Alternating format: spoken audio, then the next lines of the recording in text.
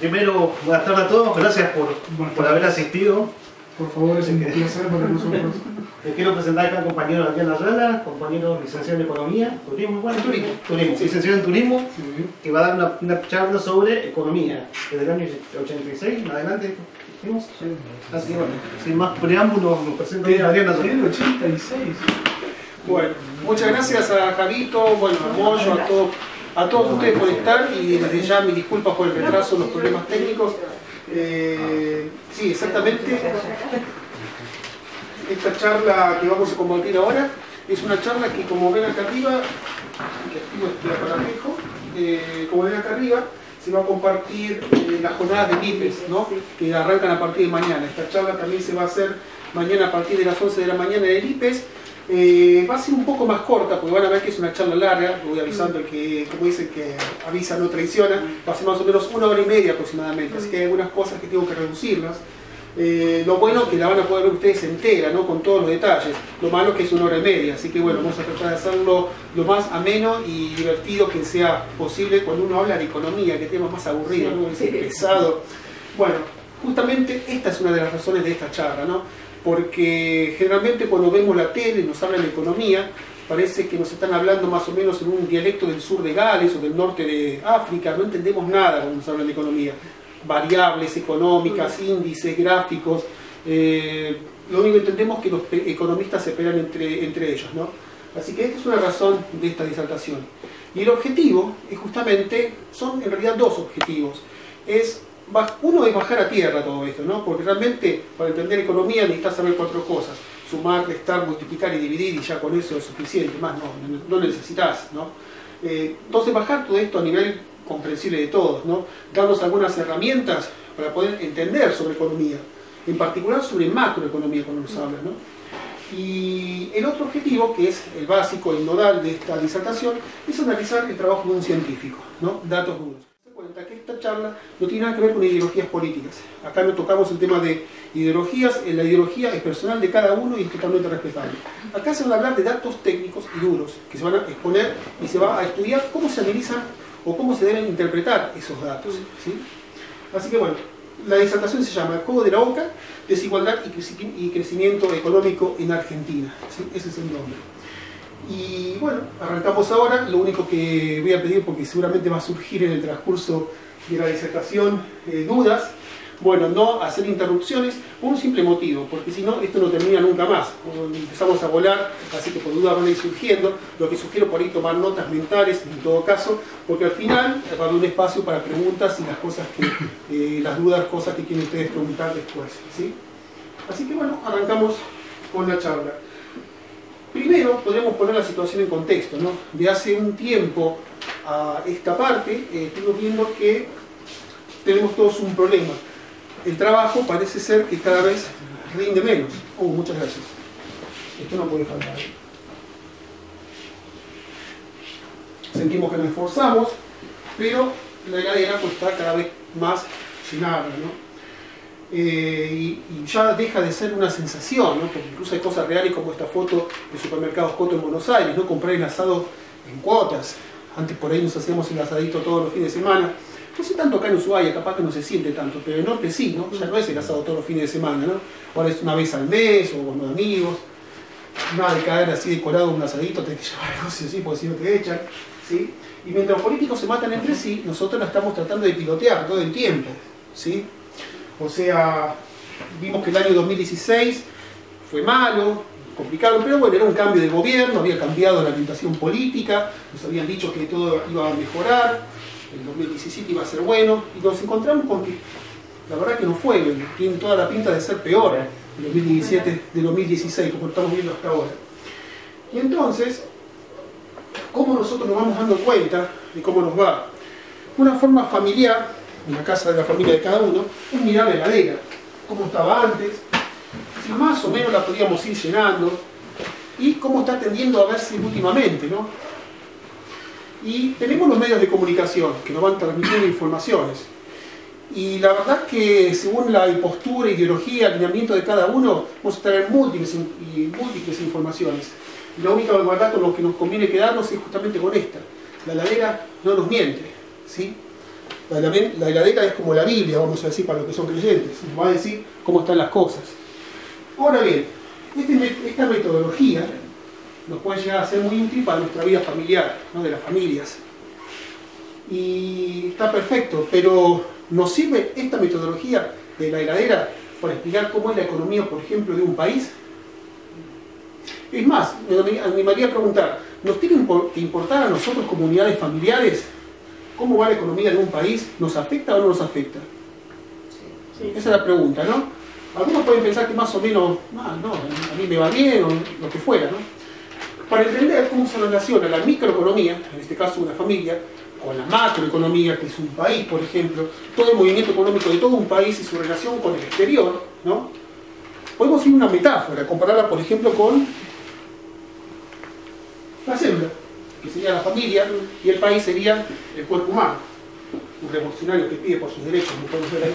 Y bueno, es la misma comparación, porque o sea, estamos de acuerdo que si nosotros vemos al cuerpo humano, en este caso lo macroeconómico del cuerpo, del país, si a este cuerpo le va mal, no le dan nutrientes, o entran nutrientes que no los puede digerir, no puede fabricar proteínas, ¿no?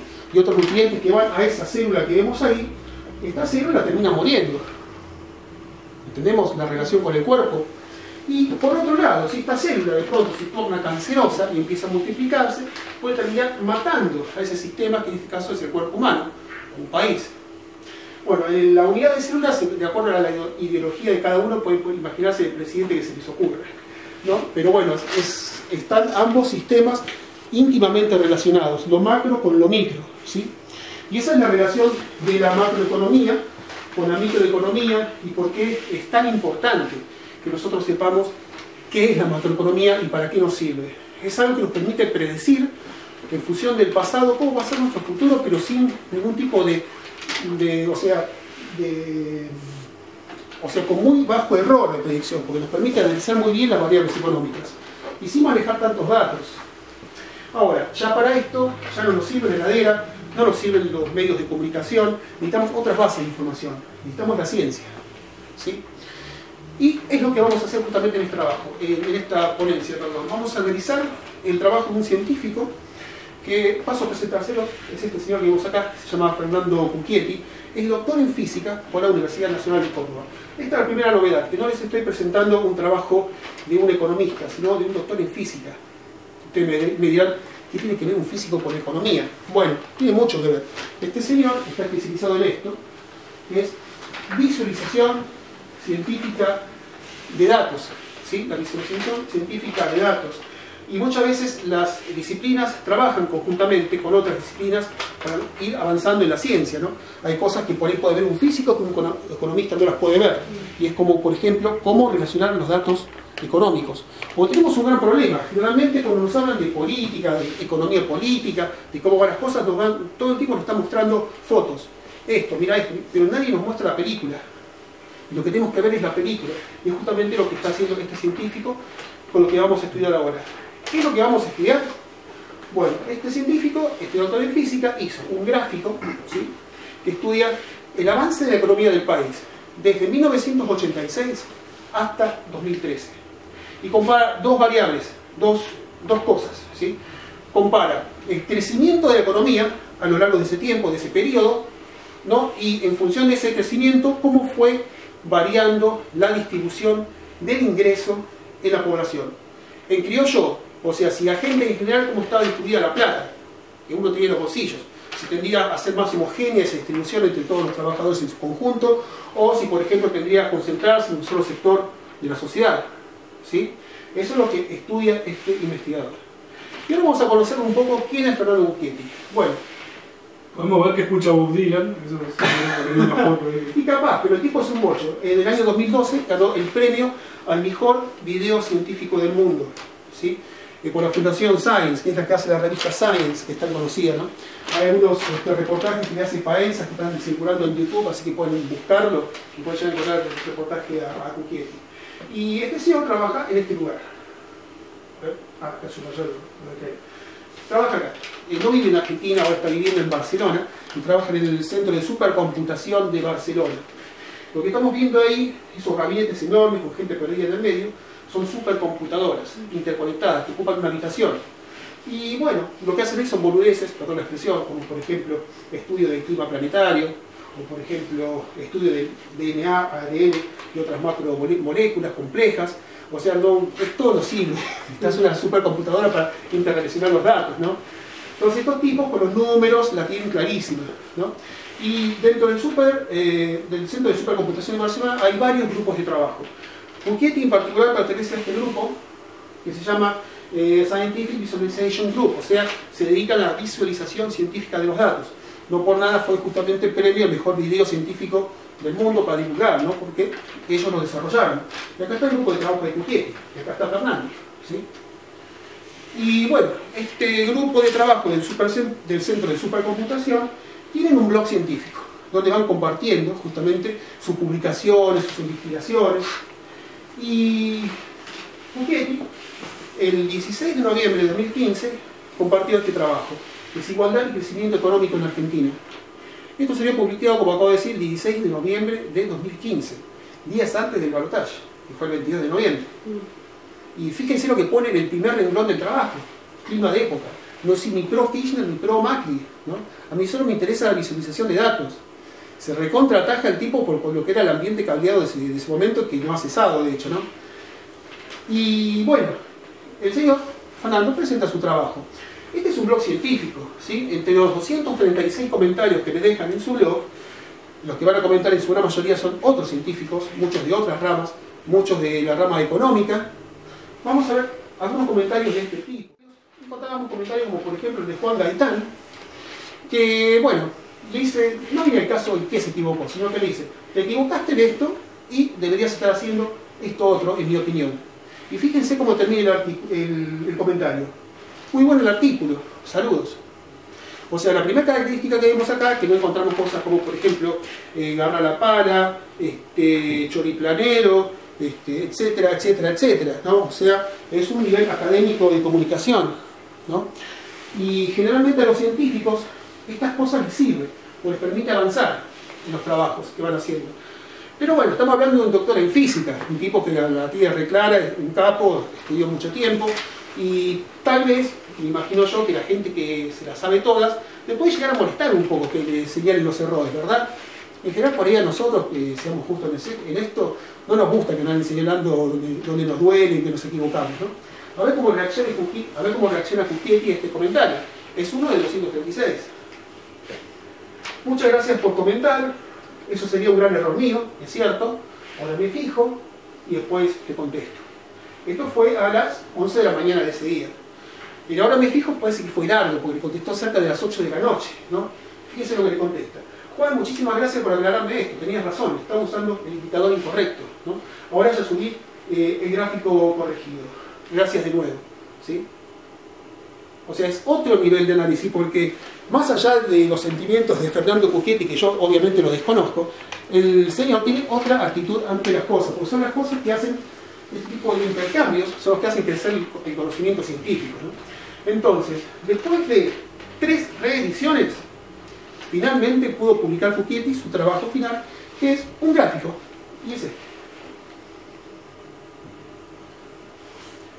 Ahora, yo soy absolutamente consciente que a esta altura, cuando uno muestra algo así, no menos del 70% del auditorio tiene ganas de escapar por la puerta y no volver nunca más, ¿no? O sea, son sensaciones más o menos como estas, ¿no? ¿Qué carajo me están mostrando, no? Y uno ve un gráfico como el que acabo de mostrar, y no puede menos que pensar en nudos, más o menos parecidos a este tal vez. Pero bueno, ¿cuál es el desafío también? Otro objetivo de esta disertación. Tratar de convencerlos, a ustedes, que el gráfico que les acabo de mostrar es entendible y se puede entender muy fácilmente, a pesar de lo complejo que puede parecer. ¿Y cómo lo entendemos? Sabiendo únicamente 2 cosas. Ejes de coordenadas y variables, la relación de las variables, dependientes e independientes. Vamos a ver qué es esto.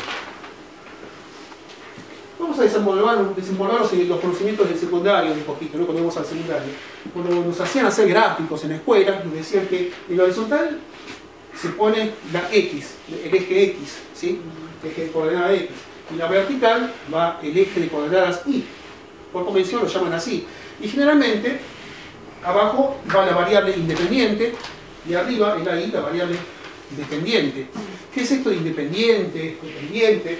Bueno, quiere decir más o menos que todo lo que pase acá arriba, los datos que estén acá arriba, van a depender de los datos que estén acá abajo.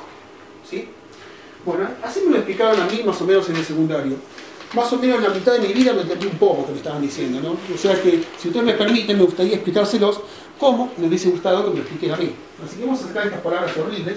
Vamos a cambiar independiente por independiente costo de la pinta de cerveza y dependiente número de pintas de cerveza. Y vamos a llamar a este gráfico evolución del nivel de consumo de cerveza en Dublín. ¿Les gusta Dublín? Bueno, a mí yo soy más parecido. En función del costo a lo largo del tiempo. ¿Sí? Este es el gráfico. Ahora vamos a ver qué pasa. Es a lo largo del tiempo. Bueno, con Evangelina que está acá filmando, por ahí el 1 de enero, vamos a empezar esto, arrancarlo desde el 1 de enero de 2015. Un trabajo de campo anual. Pero por supuesto, es un procedimiento muy técnico, muy científico. Entonces, el 1 de enero de 2015, pongamos por caso, vamos a Dublín y encontramos que la cerveza sale 35 pesos la pinta. Y bueno, uno sale un fin de semana, un viernes, un sábado, y por ahí el consumo entre los dos era 5. Pedíamos 2 cada uno y después una quinta y compartíamos. Bueno, vamos de vuelta a Dublín, pero estábamos en enero del 2016. Marcamos el dato con un punto rojo, ¿no? La unión de ambos datos, ahí en el gráfico. Esta es una representación bidimensional, ¿sí? Bueno, entonces vamos en enero de 2016 y, opa, encontramos que ya la pinta sale 60 pesos. Estos son datos reales, así fue más o menos evolucionando. 60 pesos la pinta. Bueno, ya consumimos, pero bajamos un cambio, ¿no? Y nos pedimos 2 cada uno, no pedimos la quinta para compartir. Y ahora vamos a Dublín hace más o menos 20 días, ¿Seba? Sí, ¿no? Sí. 20 días atrás, bueno, encontramos que la pinta sale 100 pesos.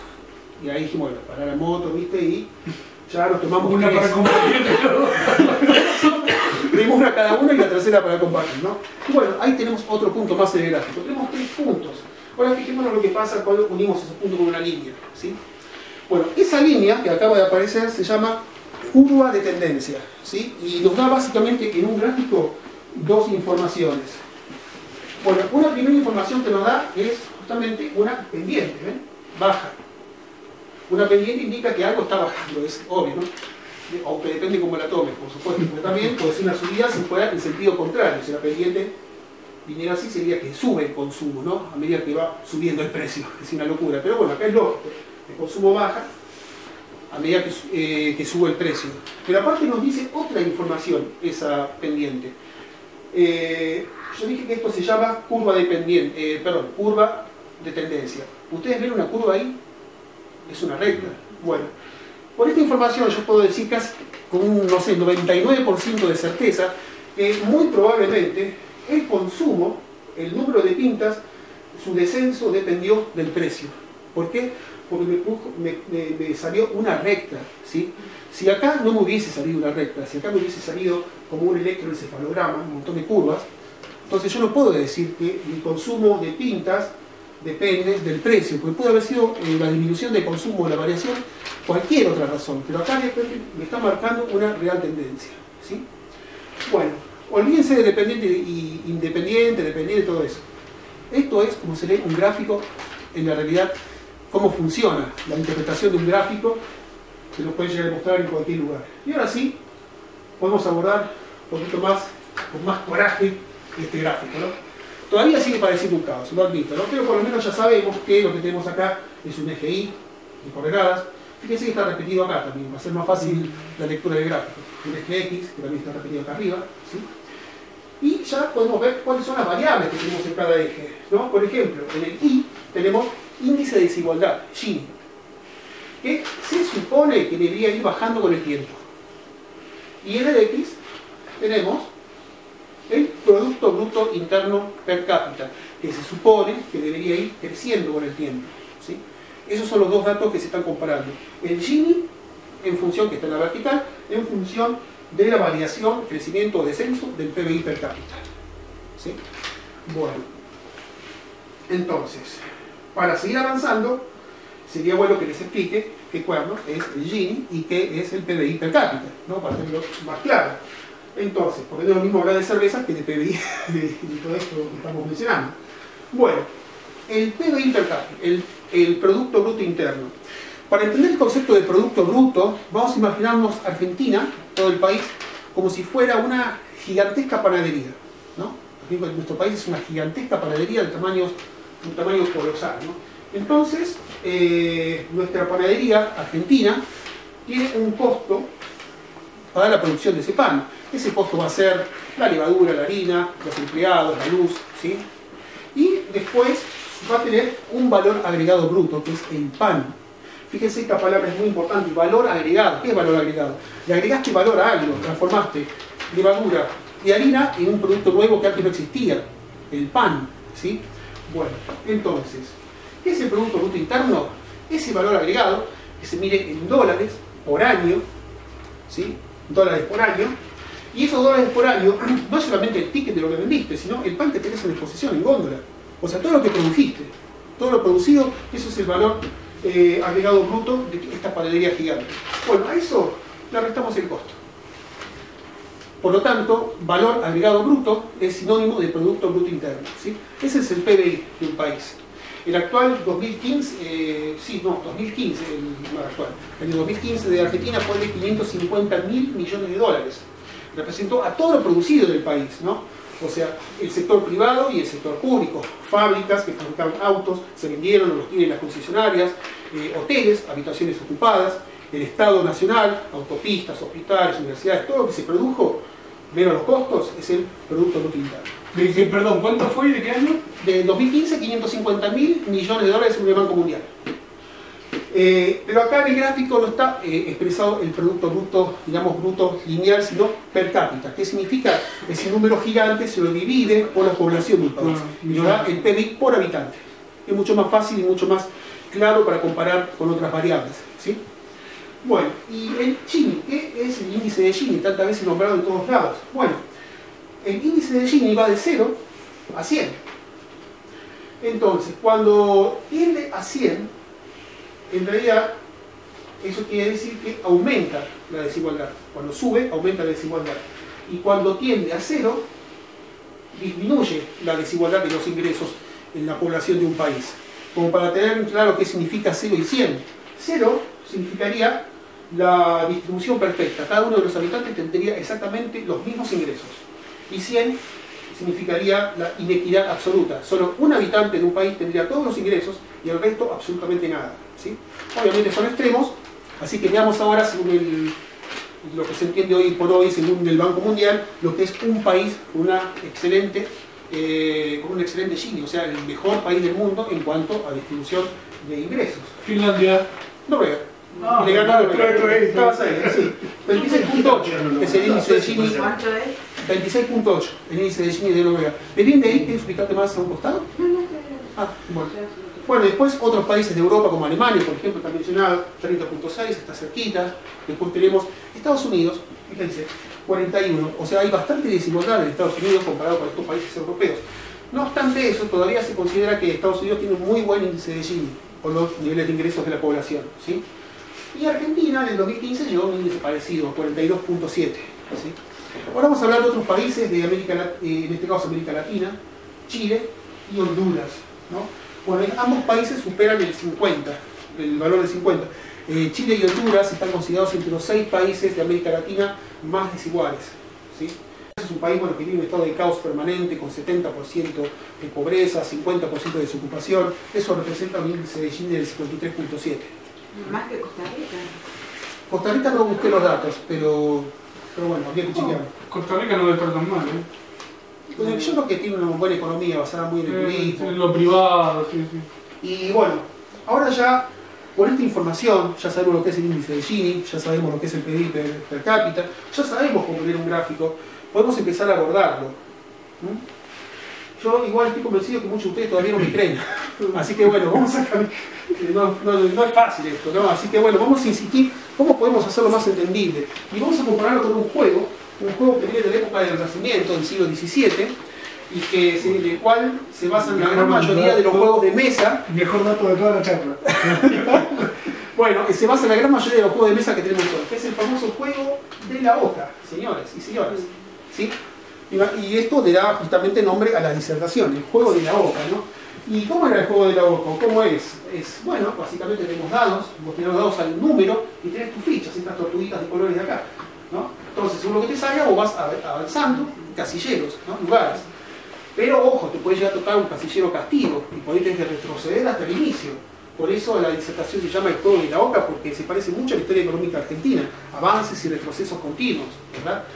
Así que bueno, imaginemos que este gráfico es como el juego de la oca, ¿no? Hay casilleros, cada casillero sería cada año que hemos indicado, ¿ven? 1086, 87, 88, etc. Del 86 al 2013, ¿sí? Además, usted dice una cosa también muy interesante, fíjense que la línea de tendencia muestra colores diferentes, rojo, azul, violeta. Esto es porque va a diferenciar las tendencias y también pone los nombres de los presidentes de cada etapa. Entonces podemos seguir toda la tendencia y la evolución de la historia económica del país, comparando estas dos variables, que justamente el Gini respecto al PBI per cápita. Ahora, antes de arrancar el juego de la oca, vamos a hacer una visión, como dicen los alemanes, gestáltica del gráfico, o sea, a ver el todo, a ver qué nos informa ese todo. Ya con la información que tenemos podemos deducir algunas cosas muy importantes. Por ejemplo, fíjense acá en el cuadrado azul. Esta parte del gráfico es el caos en sí mismo, ¿sí? Hay bucles, curvas, contracurvas. O sea, acá podemos asegurar sin temor a equivocarnos que no hay ninguna relación entre el crecimiento o disminución de la actividad económica del PBI por el índice de Gini. Esto es cualquiera. ¿Queda claro? Fíjense cómo se comporta ahí el gráfico. Y ahora vamos a ver otra parte del gráfico. Acá, por ejemplo. Bueno, acá no es la recta que veíamos en el consumo de cerveza, convengamos. Pero nos hace acordar bastante, ¿verdad? Tiene una clara tendencia que muestra una disminución constante. Lo que nos está diciendo acá el gráfico es que a lo largo del tiempo fue creciendo el PBI per cápita. Y al mismo tiempo que crecía el PBI per cápita, iba bajando el índice de Gini, ¿no? O sea, crecía la actividad económica y iba mejorando todo el tiempo la distribución del ingreso entre los argentinos. Este periodo va desde 2002 hasta 2013, que es donde consiguió datos Piketty para hacer el gráfico. Consiguió hasta el 2013 porque esto lo publicó en el 2015, ¿no? Entonces habían datos publicados hasta el 2013. ¿Sí? Así que bueno, son las dos etapas del gráfico. Y antes ya de arrancar con el juego de la oca, una cosita más cortita, explicar lo que es un ciclo económico, ¿no? Que eso se menciona mucho en la economía. Bueno, un ciclo económico, en la economía hay dos vertientes, la ortodoxia y por lo menos dos vertientes, la ortodoxia y la heterodoxia. Un economista ortodoxo va a decir ciclo económico, y perdón por el machete, ¿no? Pero un heterodoxo te va a decir ciclo completo de un plan de ajuste. Así lo va a llamar. Y un ciclo completo de un plan de ajuste, permítanme que tome la postura heterodoxa, está compuesto por esa flecha roja, que es aceleración inflacionaria, ¿no? Así comienzan, digamos, estos planes, una aceleración de la inflación. Después viene un periodo de estabilidad, cuando se acomodan los precios relativos y dejan de subir, o al menos muy poco suben. Y después viene una recomposición, ¿sí? O sea, empiezan a alcanzar un poco el aumento de los salarios, la gente empieza a consumir un poco más, empieza a invertir, empieza a bajar el índice de Gini y sigue subiendo el PBI per cápita. Y después viene la ruptura, como se llama, sería todo al cuerno de vuelta, empieza otra vez a subir el Gini, ¿sí? Y empieza a detenerse el crecimiento del PBI per cápita. Ese es un ciclo económico completo, un ciclo, como lo llaman los ortodoxos. Y ahora, olvídense de eso que acabo de explicar horrible y arranquemos desde 1986 con el gobierno de Alfonsín. Fíjense que Alfonsín, la democracia volvió el 10 de diciembre del 83, pero arranca del 86. El gráfico, después del plan austral, ¿no? Entonces acá lo que vemos es fíjense, esto es tremendo. O sea, sube el Gini violentamente y casi no avanza el PBI per cápita. Esto lo que nos está marcando es un estancamiento en la economía. No hay actividad económica, no hay producción, pero sube el Gini. Son unos milímetros. Claro. ¿Qué significa que suba el Gini? Recordemos cómo era la definición del Gini. O sea, los sectores trabajadores pierden ingresos, pero no se volatilizan, no desaparecen. Van hacia un lado, van hacia los sectores más concentrados y más ricos de la sociedad. Entonces, ¿cómo explicamos esto? Porque a veces puede llegar a ser contradictorio. ¿Cómo puede ser, si no hay actividad económica, ninguno de nosotros estamos comprando, pero no tenemos plata, que los ricos se vuelvan más ricos? Si no hay movimiento, eso casi no tiene sentido. Para entenderlo y que no nos tomen por gansos, tenemos que saber dos cosas absolutamente. Entender el concepto de la devaluación, qué es la devaluación, y qué es la inelasticidad de la demanda. Si entendemos esas dos cosas, no nos toman el pelo nunca más. Empecemos a explicar lo que es la devaluación. Bueno, 1985, junio, avanzaba la presidencia de Alfonsín. Bueno, por recomendaciones del FMI, para recibir fondos, hacen un plan de ajuste que incluye un cambio de la moneda. Se cambia el billete de menor denominación, en aquel momento, que eran los 1.000 pesos argentinos, por un nuevo billete. Un austral. Le sacaron 3 ceros y cambió la moneda. Pero esto no es una devaluación, esto es un cambio de moneda. La devaluación vino antes, meses antes, preparando el cambio de moneda, empezó a hacer una corriente inflacionaria, recomendando todos los precios. Hubo aumento de precios en general, hubo una devaluación del valor de la moneda local respecto al dólar. Esta es la clave, ¿no? Eso es devaluación. Cuando pierde valor la plata que tenés en la billetera respecto al dólar, la moneda fuerte extranjera, que es el dólar, la usamos todos. ¿Sí? ¿Esto de qué periodo sería? Esto es del año 85. Exactamente. En primavera. Pero no, eso fue después, eso fue antes del... En plano austral, tenés razón. En plano austral. Pero vamos a ver cómo viene esta historia, porque estábamos hablando de este billete de menor denominación, como si dijéramos el billete de 2 pesos de ahora, algo así, 1.000 pesos, ¿no? Pero este billete venía de algún lado, no apareció de la nada 1.000 pesos. 1.000 pesos argentinos venía de 1 peso argentino. 1 peso argentino, ese billete, lo hizo la dictadura antes de irse, en 1982. Y cambió 1 peso argentino por el billete de menor denominación de aquel entonces, en el 82, que era los 10.000 pesos ley, un billete que salió en 1972. Entonces, llegamos al austral, dijimos 3 ceros, pero para hacer honor a la verdad, si vamos más atrás en el tiempo, tenemos que hablar de 7 ceros, los 3 más los 4 anteriores, ¿no? Entonces, hagamos la cuenta, 1 más 7, son 10 millones. O sea, la moneda había perdido 10 millones de veces su valor. Es una locura, ¿no? Esto fue desde 1972 hasta 1985. ¿Se entiende lo que es la devaluación? Atrás de esa pérdida de valor de la moneda está la lucha sindical por los salarios y nunca alcanza, siempre hay un retroceso. Hay todo un trabajo que habla de la pérdida del poder adquisitivo desde 1955 en adelante, pero no lo puedo hablar ahora porque si no la disertación se va a la eternidad. Pero bueno, esto es la devaluación. Y ahora vamos a hablar de la inelasticidad de la demanda. Para lo cual... perdón, estaba olvidando de esto.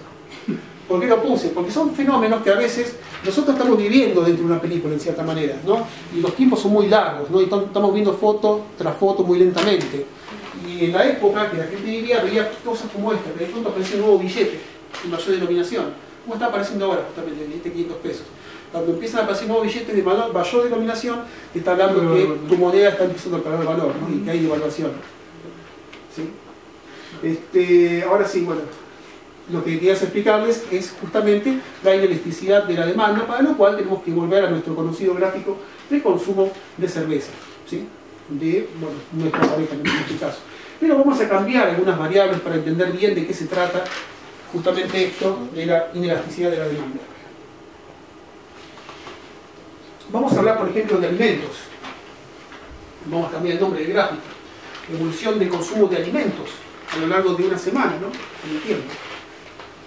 Y bueno, la cerveza no vamos, convengamos que no es un alimento necesario, ¿no? Vamos a poner un alimento y pongamos por caso pan. Depende. Bien dicho. Pongamos por caso pan, ¿no? Y kilos de pan, en la I y la X ponemos el costo de kilo de pan por semana. Bueno, vamos a ver cómo es nuestro comportamiento a lo largo del tiempo. Acá vemos que es por semana, o sea, esto quiere decir que la primera semana sale 50 pesos el kilo de pan, la segunda semana sale 75 pesos el kilo de pan, y la tercera semana, a los 15 días, sale 100 pesos el kilo de pan, duplica su valor en 15 días. Capaz que les parezca a ustedes excesivo, pero eso pasaba, y peor, en la época de la hiperinflación, ¿sí? Bueno, vamos a ver, estos datos ya no nos sirven, tenemos que sacarlos, ¿sí? Y vamos a empezar a contar de vuelta. La primera semana, nuestro consumo era de 5 kilos. ¿Sí? Por semana. Ahora, la segunda semana nuestro consumo era de 5 kilos. Y la tercera semana nuestro consumo era de 5 kilos. ¿Sí? Entonces ahora unimos esos datos con una línea. Y lo primero que salta a nuestra consideración es que esta línea de tendencia coincide perfectamente con la línea del eje X. Porque nos está informando que el consumo ni sube ni baja. Es inelástico. Eso es la inelasticidad de la demanda. ¿Sí? Y hay algunos productos de la canasta básica familiar que tienen esta característica. Son justamente ciertos productos Y que no podés dejar de... no podemos prescindir porque, o sea, yo puedo elegir no tomar cerveza, pero no puedo elegir no comer. Tengo que comer, ¿sí? No sé, soy diabético, soy insulino dependiente, no puedo elegir no ponerme la insulina, tengo que ponerme la 10, 100 o 1000, ¿no? Entonces, esta es la característica de estos productos que son inelásticos, ¿no? O sea, el precio no es, digamos, determinante de su compra. Entonces, volviendo al gráfico, ¿qué produce el tema del no control de esta inelasticidad de la demanda, que solo puede ser el Estado? Vamos a poner un ejemplo. Supongamos que el sueldo de cada uno de nosotros es de 1000 pesos por mes, para decir un número, ¿no? Bueno, tenemos nuestra vida organizada, a alimentarnos, 200 pesos, otros 200 pesos por mes a comprar insulina, vamos a imaginar que somos todos insulino dependientes, ¿no? Y otros 100 pesos por mes a pagar impuestos, 500 pesos. Nos sobran 500. ¿Para qué usamos esos 500 que nos sobran? Y salimos a comer afuera, vamos al cine, juntamos plata para las vacaciones, juntamos plata para cambiar el auto al menos una vez cada 2 años. ¿Sí? O con esos 500 pagás el alquiler de tu casa. No, llevo a casa propia. Bueno, ahora mega devaluación, ¿no? Un shock devaluatorio. De pronto nos encontramos de un momento para el otro que ahora le tenemos que dedicar 400 pesos para comprar comida, para comer, otros 400 para los remedios, 800 y otros 200 para pagar impuestos. Fíjense, 1000 pesos, no nos sobra nada. ¿Qué problema, no? Bueno, igual podemos comer, está todo bien. Ahora, el restaurante o cierra o tiene que echar gente porque no tiene suficientes clientes. El cine o cierra o tiene que echar gente. El hotel ya, bueno, también reduce su personal, la concesionaria de autos cierra, o no sé, le compramos a los gitanos que se la manejan mejor tal vez. Después, no sé, la fábrica se va a Brasil, a otro lugar. O sea, se produce todo un efecto dominó, como que mueves una ficha y todas en serie de tareas acá detrás, un efecto que se llama contagio. Este efecto contagio es lo que se conoce como recesión, ¿sí? Esto es la recesión. Y por eso nosotros vemos acá una vertical. Porque todos los sectores de la fuerza de trabajo, fíjense qué amplio que es el tema del trabajador, ¿no? Porque por ahí hay gente que se considera que no es trabajadora, pero sí, no, que tiene un comercio, es trabajador y pierde, porque afecta a todos los sectores medios y bajos de la economía. Pero hay un sector que se beneficia mucho. ¿Y quiénes son? Algunos ya los nombramos. Grandes cadenas de supermercados nacionales y transnacionales, laboratorios farmacéuticos, ¿sí? Los bancos, ¿sí? En algunos países incluso hasta las fuerzas de seguridad, porque muchos de estos planes no se pueden llevar adelante sin el apoyo de la represión de las fuerzas de seguridad, para lo cual tienen que tener sueldos excelentes, ¿sí? Para sentirse por ahí impulsados a defender algo que pueda ser no indefendible, inentendible muchas veces, ¿no? Cuando nombraban lo de la hiperinflación, el azúcar, había supermercados que lo retiraban porque sabían que mañana iba a aumentar, entonces lo sacaban de las góndolas para que la gente no lo pueda comprar ese día y lo tenga que comprar al otro día al precio que iba a subir. Y ahora vamos a ver cómo fue eso. Justamente. Eso pasa ahora. ¿Está pasando también? Sí, cada tanto vuelve. Sí. Volvamos a ver. Eso pasó. Entonces acá, en el 86, fíjense que da una curva para atrás. Bueno, acá este retroceso ya no habla justamente de estancamiento, como veíamos en la vertical. Va para atrás el PBI. Estamos hablando de recesión, lo que acabamos de hablar recién, ¿no? Todo este plan de la inflación.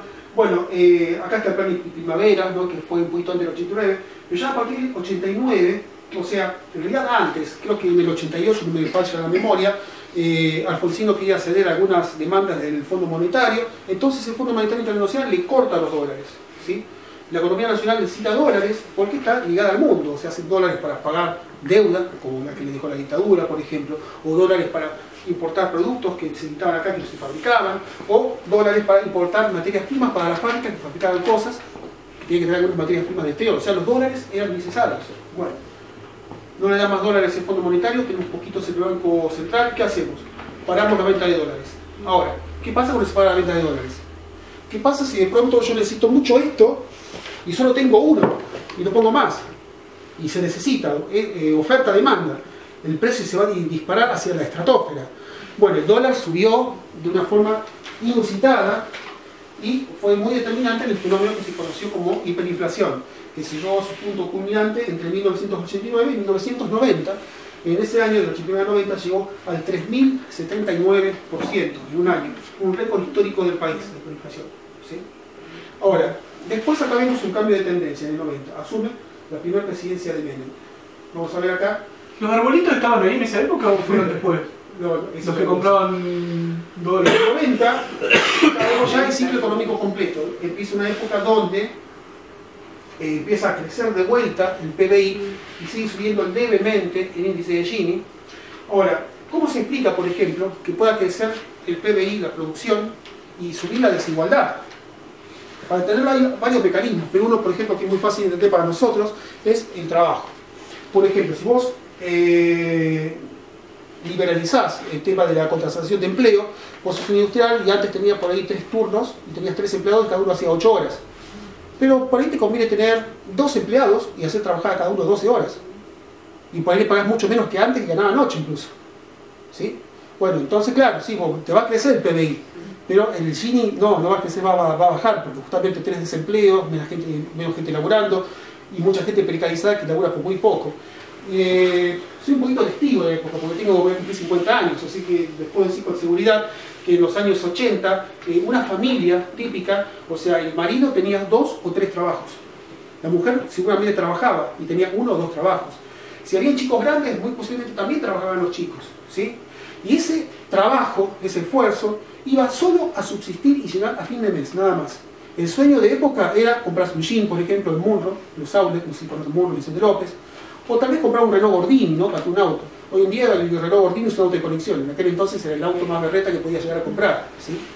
Así que bueno, ese era más o menos el clima de época para que tengamos una idea. ¿Por qué lo menciono? Porque, por ejemplo, si buscan datos económicos de empleo para el 86-90, le van a dar datos de desempleo, del 6,8, 7, 8%. Había trabajo, pero el trabajo era precario, muy poco lo que se ganaba, ¿sí? El sueldo promedio era 15, 20 dólares por mes, eso es lo que se ganaba. Así que bueno, sigamos avanzando. Acá vemos que hay un ciclo económico que baja, y en el mejor momento, digamos, de la primera presidencia de Menem, el punto más bajo del ciclo, que baja el Gini, acompañando el crecimiento del PBI, es en 1993. Pero fíjense, están mucho peor que en 1986, que ya estaban bastante mal, en plena crisis. Así que eso era estar mejor en 1993, estar mucho peor que en 1986. ¿Sí? Y acá también pasa algo novedoso en el año 1992. El peso convertible, la convertibilidad. Vamos a conocer qué fue la convertibilidad. Tenemos este billetito, a un Pellegrini. Fíjense, este billete viene de este. Nada más que cuando salió el austral era el billete de menor denominación, en el 85. En el 92, el billete de 2 pesos, vamos a decirlo, era 10.000 australes. Volvemos a nuestro Pellegrini bastante destenido. Pero bueno, después llegó el super ministro Cavallo, que ya estaba, y sacó este billete destenido y puso un Pellegrini más vigoroso, con más color, más potente y más poderoso, ¿no? El peso convertible de curso legal, le sacó 4 ceros. Bueno, en este caso fue un cambio de moneda, no hubo devaluación, ¿sí? Anteriormente al cambio de moneda, el dólar estuvo casi estancado en 10.000 australes, casi todo un año, en el 91, ¿sí? Este billete empezó a correr a partir del 1 de enero de 1992. Y bueno, ¿qué significa convertible de curso legal? Significa esto que nos muestra acá abajo: un peso igual a un dólar, siempre. ¿Y cómo es la convertibilidad? ¿Cómo funciona? Funciona así, transformando al Banco Central en una simple caja de conversión. Entraban dólares por exportaciones o sobre todo por préstamos del Fondo Monetario Internacional, ¿sí? El Banco Mundial, dejaban el dólar ahí, se paga el peso y se lo llevaban. Ahora bien, ¿querías tener un dólar? Sí. Llevas tu peso, lo dejas ahí, agarras el dólar y te lo llevabas. O sea, entraba y salía dólares de la economía argentina sin ningún tipo de restricción. Es la liberalización total de la economía, la apertura total de fronteras para el ingreso y salida de dólares. Eso fue lo que sucedió. Sigamos adelante. Bueno, avanzó así la primera presidencia de Menem. Para la segunda presidencia, fíjense lo que pasó acá. 1994, el efecto tequila, una crisis en México que nos impacta de lleno a nosotros. ¿Qué hace México? Devalúa su moneda, ¿no? Imagínense, los inversores golondrina, devaluaron y sacaron toda su plata y dijeron, a ver, México es un país de Latinoamérica en desarrollo. Argentina es un país de Latinoamérica en desarrollo. Como todos los demás países de Latinoamérica, sacaron toda su platita los inversores de golondrina que podían traer la plata y sacarla cuando quisieran. En casi todos estos países pasaba lo mismo, ¿sí? No había totalmente abierta la economía. Así que bueno, sacaron la plata. Ahora, ¿qué hizo Argentina? Nada. ¿Devaluó el peso? No, peso convertible, 1 a 1 siempre. ¿Cómo se sostenía eso? Con fondos, rescates del Fondo Monetario Internacional, ¿sí? Entonces, cada vez que el Fondo Monetario Internacional daba plata, había condiciones, que había que ajustar, ¿sí? Una cosa que se me pasó de contarles es que cuando subió Menem, digo que gira violentamente acá en la línea de tendencia y empieza el crecimiento. Bueno, lo primero que hace Menem en el 90 es vender Aerolíneas Argentinas y vende la Empresa Nacional de Telecomunicaciones. Hoy Telefónica, Telecom, ¿no? Empieza a desguazar el Estado. Quedó en la historia la frase célebre: nada que deba ser en el Estado quedará en el Estado. Lo que decía el FMI era que había que achicar el Estado porque era un gasto. Había que privatizar todo, porque lo privado era más eficiente, ¿sí? Esa era la política que siguieron a rajatabla. El libre mercado absoluto. Entonces, bueno, claro.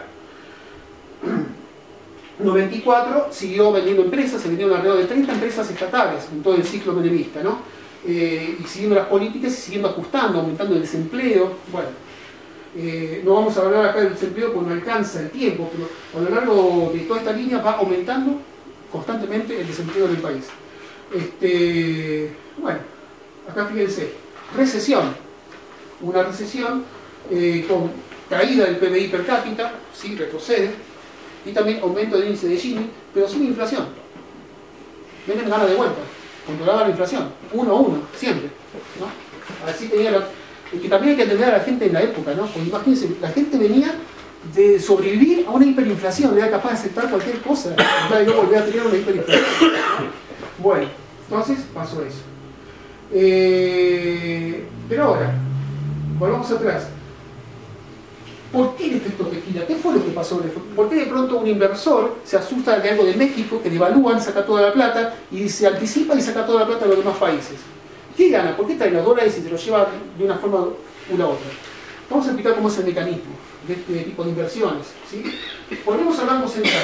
Entonces, ¿cómo funcionan las inversiones golondrinas? Viene el inversor golondrina con su dólar y, pongamos por caso, es uno de los mecanismos, puede cambiarlo por la moneda local, puede hacerlo. Hay otros mecanismos. Acá, por ejemplo, hoy hay un sistema que son los DEVAC, las letras del Banco Central, ¿sí? Entonces el inversor trae sus dólares, los deja en el Banco Central, los cambia por pesos, ¿sí? Y esos pesos compra en este caso, porque hay otros que son las LEVAC. Y tiene un interés anual. El interés llegó a un 30% anual. Ahora, fíjense, si ustedes chequean los datos, van a darse cuenta que entre febrero del 2016 y febrero de 2017, ¿sí? El dólar prácticamente estuvo estable, no subió. Entonces, ustedes imagínense, llega un tipo con 10 millones de dólares, ¿no? Pues son gente, no somos nosotros, no vas por 500 pesos, no, 10 millones de dólares y los cambiaste por pesos. Y esos pesos compraste LEVAC.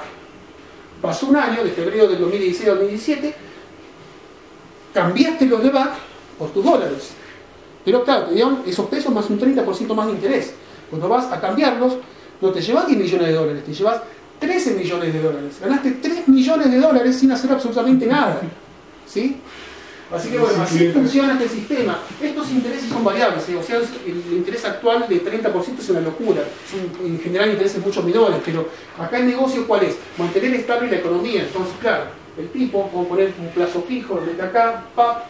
Después saca más pesos, lo lleva al Banco Central, cambia por más dólares y esos dólares salen del sistema. Ahora, si fueran pesos no habría problemas, porque los imprimimos, ya está, pero el problema es que nosotros no imprimimos dólares, necesitamos de otro lugar. Entonces la única manera de mantener esto es con un crecimiento constante del ingreso de dólares. Que llega un momento que estalla, explota. ¿Sí? Así que bueno, esto es lo que se conoce como bicicleta financiera. Es lo que le acabo de explicar. Así funciona la bicicleta financiera. Y entonces, esto es lo que pasaba en esa época a todo momento, ¿no?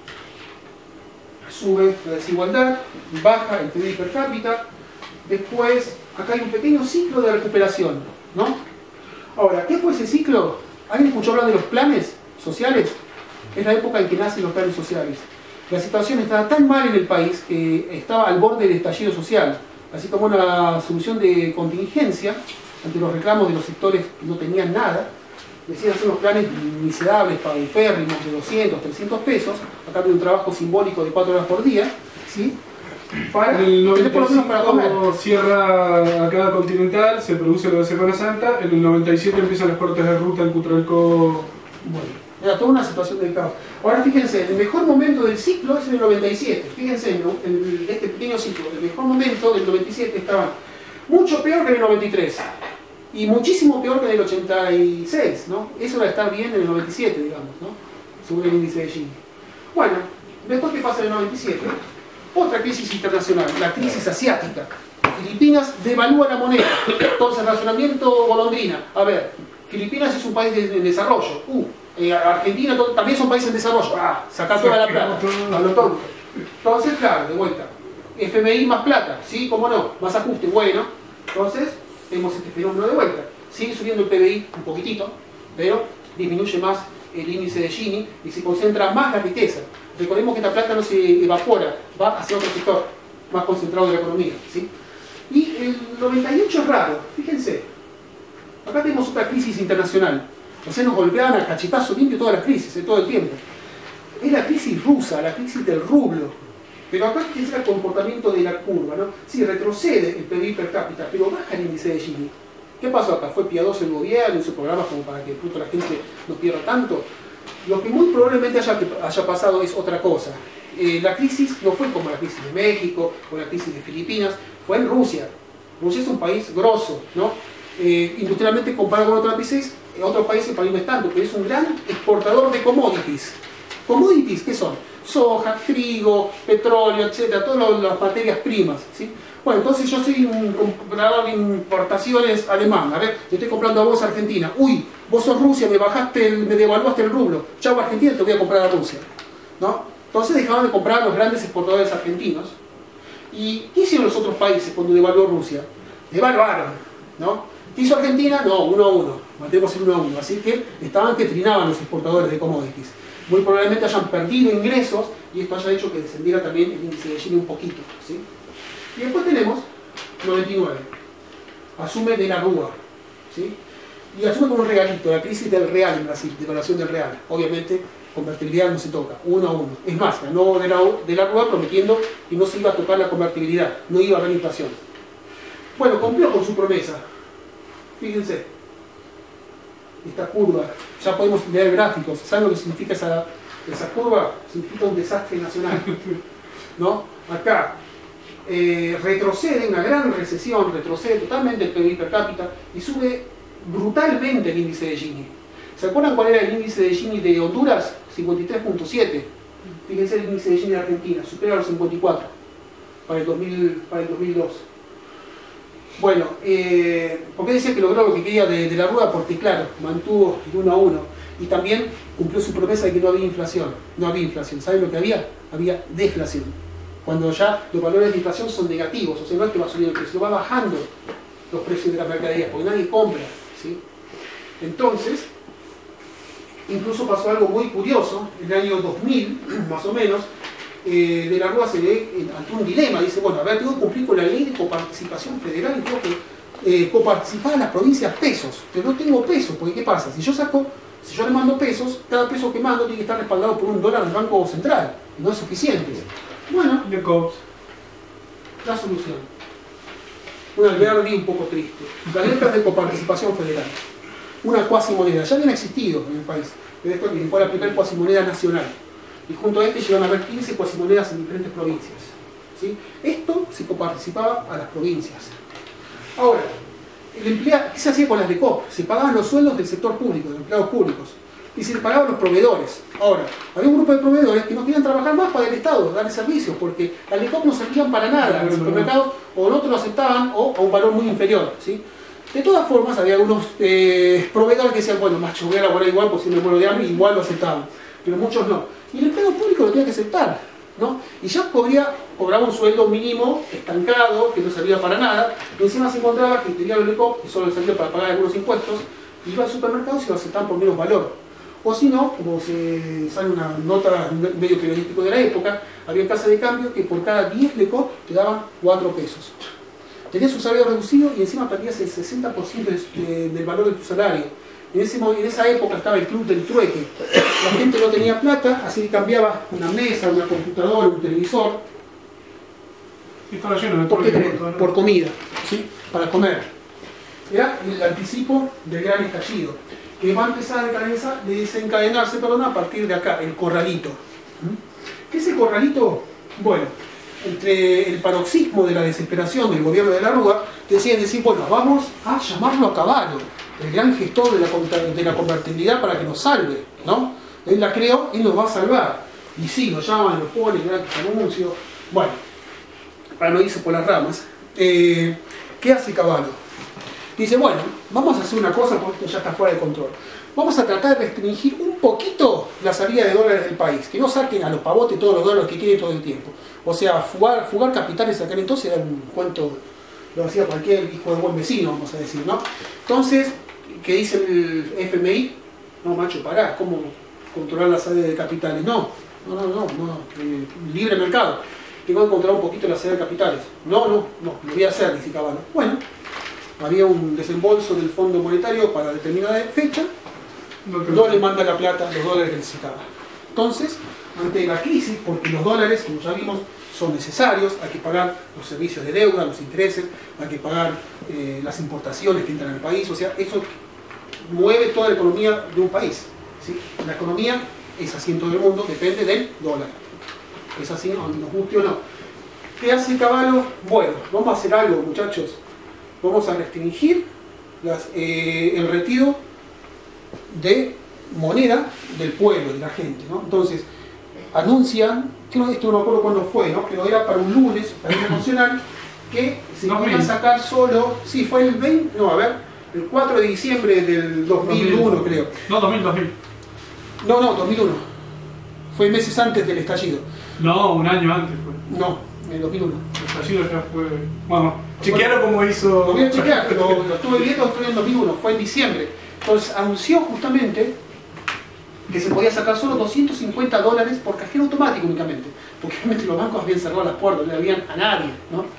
Podía sacar 250 por semana. Por semana. ¿Qué dije? ¿Por mes o? No, dijiste por semana, ¿sí? 250, $1000 o 1000 pesos por mes, ¿sí? Y además de eso, que te limitaban lo que extraías, eso no era la peor parte. La peor parte era que vos tenías por ahí los ahorros de toda tu vida, no sé, $1 millón de pesos, $1 millón de dólares, $100.000, $50.000, congelados los depósitos. O sea, todo lo que habías ahorrado. Había un grupo de pícaros que esto se le dio venir y se anticiparon, ¿no? Pero muchos que creyeron en todo esto, no, lo agarraron y bueno, fue boleado por los medios. Esto se dice que antes de la medida, que ahora me hiciste dudar si no fue en esa fecha, sí, fue en diciembre, el primer día de diciembre. Le avisaron a grandes sí. pescados, les avisaron, saquen todos sus dólares porque vamos a hacer esto. O sea, hubo un aviso. Algunas están. Sí. Pero bueno, entonces el corralito. Y esto desencadenó lo que ya todos sabemos que pasó el 20 de diciembre de 2001, ¿no? El cacerolazo, el que se vayan todos, el helicóptero de la Rúa, 38 muertos en la Plaza de Mayo, ¿sí? Y después esto fue también un récord en la historia del país, entre el 21 de diciembre y el 1 de enero de 2002 hubieron 5 presidentes. ¿No? Y ya a partir del 2002 acá vemos un cambio de tendencia de la curva. ¿Ven? Baja acá y la celeste empieza a avanzar otra vez el crecimiento del PBI per cápita. Y se mantiene una inelástica, digamos, el índice de Gini. Bueno, en ese periodo, 2001-2002, hay 3 cambios estructurales en la economía del país. El primer cambio lo hace González Sáez, ¿no? Me acuerdo del SAP, pero no de antes. Rodríguez Sá, Puerta, Rodríguez Sá, bueno, 5. Fue el Sá, que es el que decide un cambio, el primer cambio estructural. Rodríguez Sá tuvo un par de meses. Bueno, no, días. 5 días tuvo Rodríguez Sá, ¿verdad? 5 días estuvo. Gracias por el machete. Puerta o Ramón Puerta. No, Ramón Puerta un día, Puerta. Un día. Pero me quiero quedar con Rodríguez Sá, porque lo que decide es justamente el default. ¿Qué significa default? Sí. No tenemos más plata, muchachos. Que anunció que no se iba a pagar más la interés ni nada. No se paga más la deuda externa.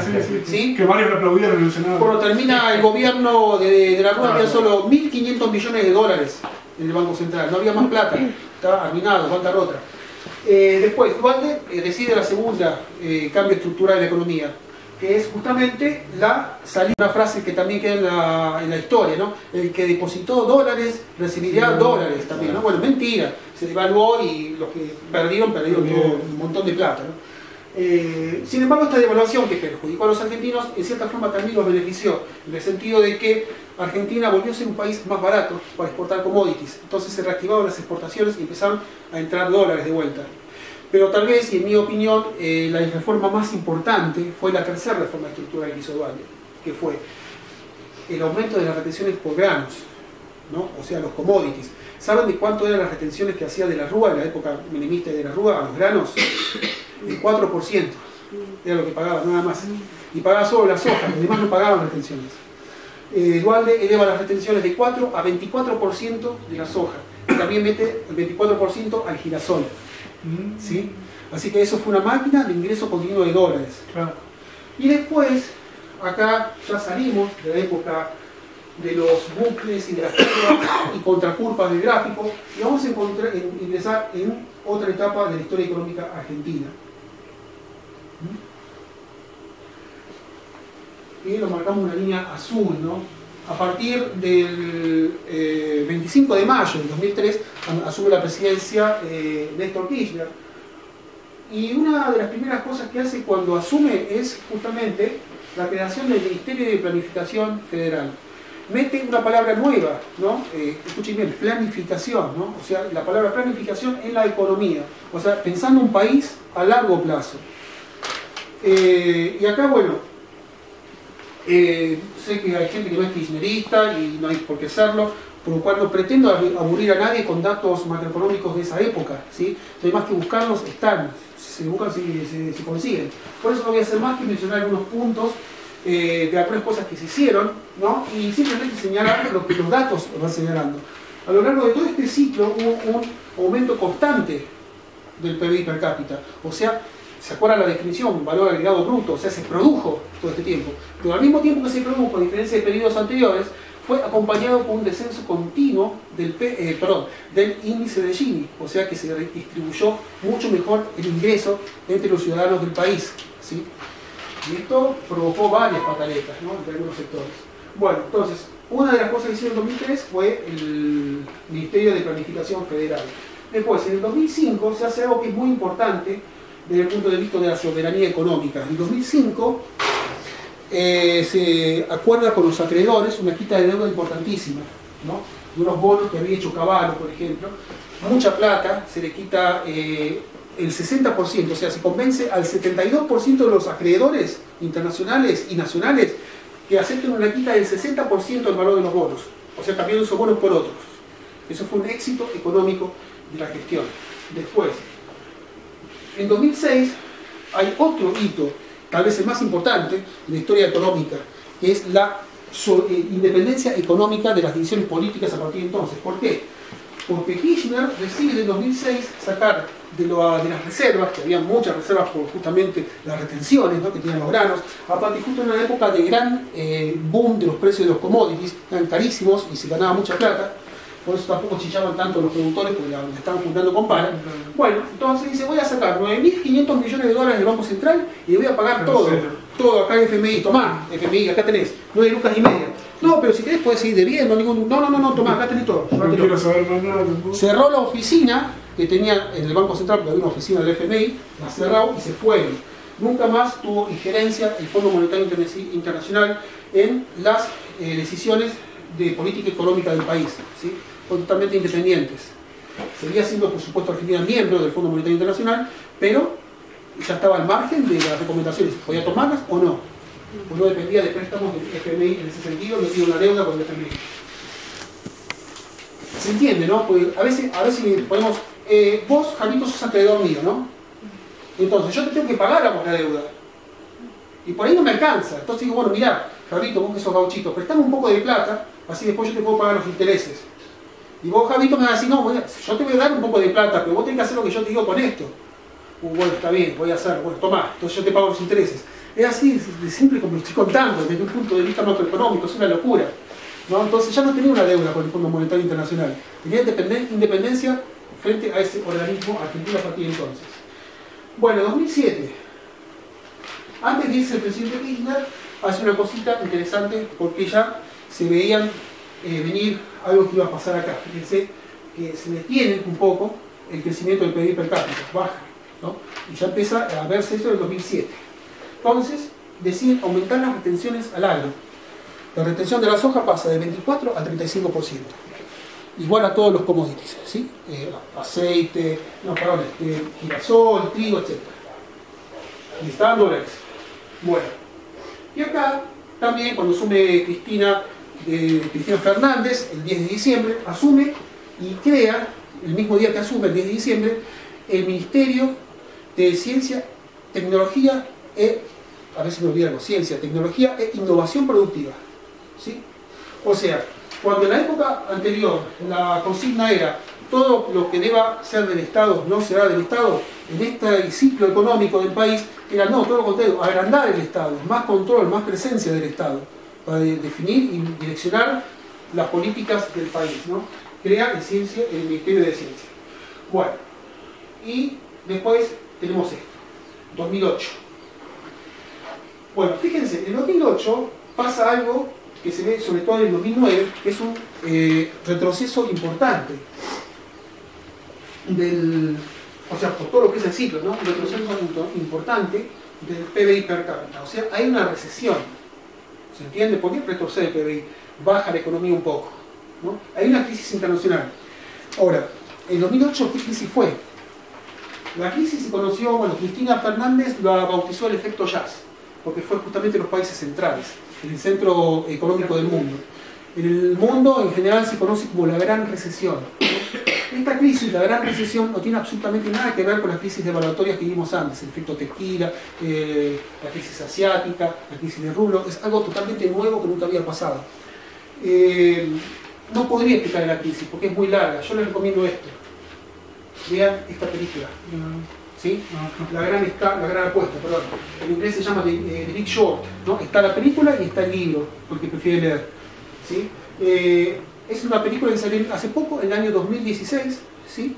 La pueden encontrar en Netflix, si alguno tiene Netflix la pueden ver. Fue Oscar, ganadora del Oscar al mejor guión. Y esta película te cuenta con lujo de detalles qué fue la crisis. Básicamente podemos contar. Estados Unidos fue la Sí, de Wall Street. Yo les puedo contar únicamente, porque si no, no voy a terminar nunca la disertación, muy racionalmente qué fue lo que pasó. O sea, está la gente que compra bonos así como los inversores de golondrinas, que son perejiles, básicamente. Pero después están las grandes corporaciones mundiales, tienen mucha guita, ¿no? Pero billones de dólares de excedentes de ganancia. Entonces, ¿qué hacen? Bueno, a ver, ¿cuáles son las mejores agencias, los que pagan mejores bonos? Bueno, los bonos en Wall Street, sobre un tipo de bono en particular, eran muy valorados, ¿sí? Las calificadoras de riesgo, que se llaman, decían, esto, loco, compralo, que está buenísimo, vas a ganar plata, y hay calificadores de riesgo de Estados Unidos, nadie ponía en duda. Todo el mundo compró eso, ¿sí? Cuando digo todo el mundo, estoy hablando no de nosotros, de las corporaciones, o sea, compañías aéreas, fondos de inversión, ¿qué más? Los fondos de pensiones, como las AFJP, por ejemplo, ¿no? Compraban toda su plata, sus excedentes, la plata de los jubilados, de las pensiones la ponían en estos bonos para ganar más plata todavía, que pagaban bien. Bueno, llega un momento que de un día para otro estos bonos no valen nada, cero. Toda esa plata, la perdieron. Recordemos que la plata no se volatiliza, así que si viéramos un índice de Gini mundial, seguramente hubo 3 o 4 tipos que concentraron todo ese dinero, se la llevaron todas. Vean la película, ahí les voy a contar cómo fue. Y bueno, eso fue la gran recesión, ¿no? Afectó a todos. Ahora, imagínense, solo en Estados Unidos hubo 8 millones de despedidos, 8 millones de personas que perdieron su trabajo y 5 millones de personas que perdieron su vivienda en el 2008. Fue brutal, estaba todo el mundo en recesión.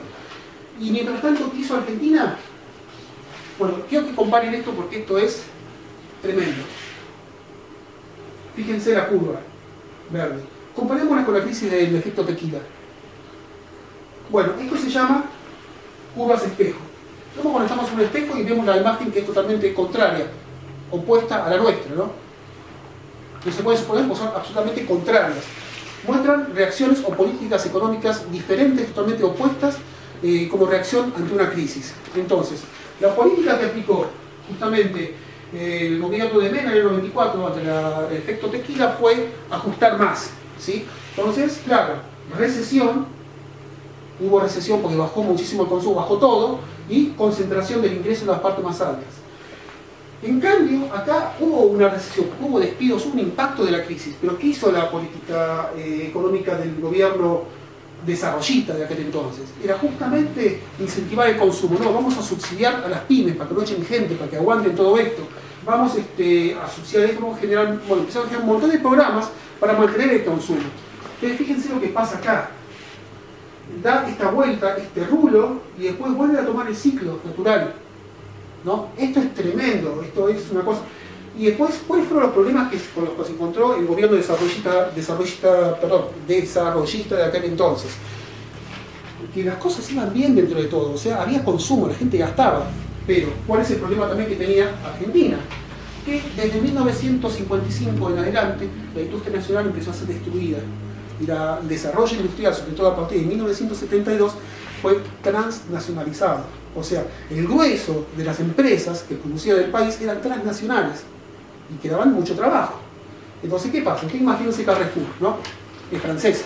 Bueno, entonces, en todo un año vendía un montón. En aquel entonces se consumía un montón. Ah, vendía rolete, no vendía rolete. Ya a fin de año tengo un montón así de pesos. Ahora, me fijo en Europa, están para atrás en Europa, están cerrando. Andan dando vuelta todavía los videos de los desalojos en España, de la gente que la echan a patadas de la casa porque no pueden pagar la hipoteca. En recesión, todavía está en recesión Europa. Bueno, está todo mal en Francia, ¿qué hacemos? Bueno, voy con todo este montón de pesos al Banco Central, dame dólares. Tengo que transferir dividendos a la matriz central. Pero no, dame dólares porque si no te cierro la empresa, me voy con la empresa a otro lugar y lo puedo hacer, claro, tengo que dar los dólares, tengo que transferir dividendos. Entonces acá había mucho consumo, ¿sí? Entonces necesitaban esos dólares justamente para transferirlos y en 2008 el Estado argentino se da cuenta de la debilidad del sistema, porque esta fue una debilidad del sistema que no la vieron. Entonces pasaron dos cosas que fueron trascendentes en la historia. Una, vino Marsans y prácticamente le rogó al Estado Nacional que por favor le comprara de vuelta la aerolínea. Argentina recupera Aerolíneas Argentinas en 2008. ¿Sí? Hoy creció un montón la aerolínea. No tiene más sino hablar con Ricardo, que es el jefe del aeropuerto de Ushuaia, que le sabe lo que era los días antes y lo que es ahora, ¿no? Bueno, y la otra cosa que sucede es que, debido a la idea de un ministro de Economía, se deciden recuperar, comprar, quitar y retomar las AFJP y se recupera el sistema previsional argentino. Las AFJP habían perdido casi toda la plata, habían puesto en estos bonos, habían perdido casi todo. Así que lo compraron por muy poco y recuperaron todo. Con eso vino también acciones de muchas empresas, ¿sí? Después, como la economía iba bien en Argentina, esas acciones crecían y daban dividendos al Estado. Y eso creó el Fondo de Sustentación del ANSES, ¿puede ser? ¿De garantía? De garantía, gracias. El Fondo de Garantía del ANSES, ¿no? Eso fue justamente... Para controlar negros y vagos y... Ah, sí, también. Pero bueno, en definitiva, no vamos a hablar de ideología, estamos hablando de datos concretos, nada más que eso, ¿no? Eso fue lo que sucedió, ¿no? Estos fondos fueron sustanciales, sobre todo para los jubilados y también para programas de inversiones de infraestructura del país, infraestructura en todo sentido, rutas, universidades, hospitales, etc. ¿Sí? Bueno, eso fue justamente detectar la debilidad del sistema y aprovechar el momento para hacerlo, ¿no? Bueno, sigamos avanzando. No, bueno, después viene la presidencia de Cristina Fernández, ¿no? La segunda parte del gobierno desarrollista, y lo que sucede, por ejemplo, en 2010, en 2010 otro tema. Todo el mundo nota de que algo estaba pasando en Argentina. Y fíjense lo que logra Argentina en 2010. Suma acreedores, o sea, antes era el 72%, llega al 93% de los acreedores que finalmente aceptan una quita del 60% de los bonos, ¿sí? O sea, mientras todo el mundo se iba para el traste, Argentina seguía creciendo, ¿sí? No solo creciendo, sino bajando el índice de Gini. Estamos hablando simplemente de datos determinados por del Banco Mundial, ¿no? O sea, agrupados por un científico. En 2011 acá hay otro cambio, fíjense, hay una pequeña recesión, y acá ya se ve a Argentina como un problema estructural, ¿sí? La salida de dólares era tremenda del país, con la fuga de dividendos y también fuga de capital que se iba viendo. Así que decide el famoso cepo, el cepo cambiario, bautizado así por los medios de comunicación. Era un control de cambios, como quiso hacer Caballo, ¿se acuerdan? Que se defendió y dijo, no, macho, no se controla nada. Bueno, no, vamos a controlar, o sea, ya no se podía comprar más de 2 millones de dólares por mes, por persona, antes se compraba cualquier cosa. Ya, por ejemplo, vos querías comprar dólares para de vacaciones, tenías que ver, a ver, ¿para qué querés los dólares? ¿Cuánto días te vas a ir? ¿De cuánto vas a gastar?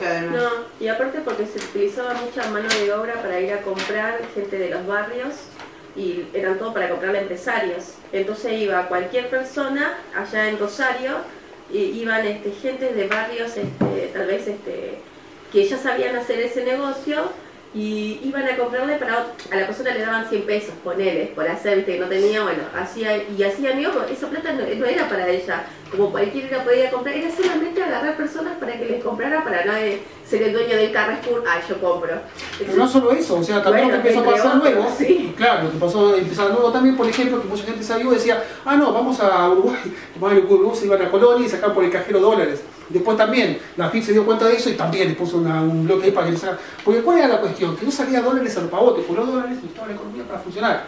O sea, el importador que tenía una industria, que una pyme, decía, bueno, mira, yo necesito traer máquinas del exterior para poder fabricar, no sé, camperas, telas, no telares. Acá no se fabrica, tengo que importarlos, no sé, de Israel, ponele.